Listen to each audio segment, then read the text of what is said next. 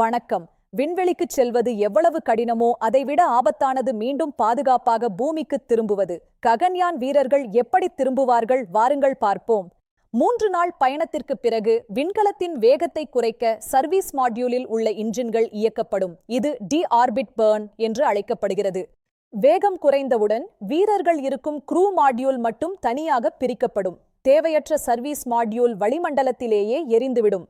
இப்போது விண்கலம் பூமியின் வளிமண்டலத்திற்குள் மிக அதிக வேகத்தில் நுழையும். காற்றின் ஊராய்வினால் விண்கலத்தை சுற்றி கடும் நெருப்பு பிழம்பு உருவாகும்.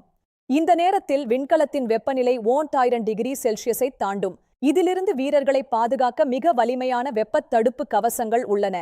விண்கலத்தின் அடியில் உள்ள சிறப்பு ஓடுகள் வெப்பத்தை உள்வாங்கிக் கொண்டு உட்புறம் குளிர்ச்சியாக இருப்பதை உறுதி செய்கின்றன. இந்த நெருப்பு படலத்தினால் சில நிமிடங்கள் பூமிக்கும் விண்கலத்திற்கும் இடையிலான தகவல் தொடர்பு முற்றிலும் துண்டிக்கப்படும். இது பிளாக் அவுட் காலம். விண்கலம் பூமியை நெருங்கும் போது முதலில் ட்ரோக் எனப்படும் சிறிய பாராசூட்டுகள் விரிந்து அதன் ஊசலாட்டத்தை கட்டுப்படுத்தும். சுமார் 5 கிலோமீட்டர் உயரத்தில் இந்தியாவின் மிகப்பெரிய 3 முக்கிய பாராசூட்டுகள் விரியும். இவை விண்கலத்தின் வேகத்தை மிக கடுமையாக குறைக்கும். இப்போது விண்கலத்தின் வேகம் வினாடிக்கு வெறும் 11 மீட்டராக குறைக்கப்பட்டு மெதுவாக தரையிறங்க தயாராகும். ககன்யான் விண்கலம் குஜராத் கடற்கரைக்கு அருகேயுள்ள அரபிக் கடலில் வந்து விழும் வகையில் திட்டமிடப்பட்டுள்ளது. கடலில் விழுந்தவுடன் விண்கலம் மூழ்காமல் இருக்க அதைச் சுற்றி பலூன்கள் தானாகவே விரிந்து மிதக்கச் செய்யும். விண்கலம் விழுந்த இடத்தை இந்திய கடற்படை கப்பல்கள் மற்றும் விமானங்கள் ஏற்கனவே தயார் நிலையில் இருந்து கண்டுபிடிக்கும். விரைவாகச் செல்லும் படகுகளில் வரும் வீரர்கள் விண்கலத்தை பத்திரமாக பிடித்து கப்பலுக்கு அருகில் கொண்டு வருவார்கள். விண்வெளி வீரர்கள் பத்திரமாக வெளியே எடுக்கப்பட்டு அவர்களுக்கு உடனடி மருத்துவ பரிசோதனைகள் செய்யப்படும். இதற்காக இந்திய கடற்படை வெல்டெக் சோதனைகளை வெற்றிகரமாக நடத்தி முடித்துள்ளது.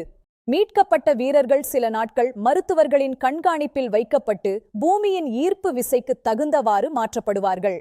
திட்டமிட்ட இடத்தில் தரையிறங்க முடியாவிட்டால் உலகம் முழுவதும் 48 மாற்று இடங்கள் மீட்புப் பணிகளுக்காக கண்டறியப்பட்டுள்ளன. இந்த மீட்புப் பணியில் ஆஸ்திரேலிய விண்வெளி நிறுவனம் உள்ளிட்ட பல சர்வதேச அமைப்புகள் இந்தியாவுக்கு துணை நிற்கின்றன. விண்கலத்தின் இந்த பாதுகாப்பான மீள்வருகையே ஒட்டுமொத்த ககன்யான் திட்டத்தின் வெற்றியை உறுதி செய்யும் இறுதி கட்டமாகும். இந்த தொழில்நுட்பம் இந்தியாவை விண்வெளி வல்லரசுகளின் வரிசையில் ஒரு முக்கியமான இடத்தில் அமர வைக்கும். ககன்யானின் இந்த அனுபவம் எதிர்காலத்தில் மீண்டும் பயன்படுத்தக்கூடிய விண்கலங்களை தயாரிக்க இந்தியாவுக்கு பெரிதும் உதவும். இந்திய விண்வெளி வீரர்கள் பூமியில் பாதுகாப்பாக தரையிறங்கும் அந்த பெருமைமிகு தருணத்திற்காக நாமே காத்திருப்போம். விண்வெளி பயணத்தில் என்னென்ன தவறுகள் நடக்க வாய்ப்பு உள்ளது, அதை அடுத்த பகுதியில் காண்போம். நன்றி.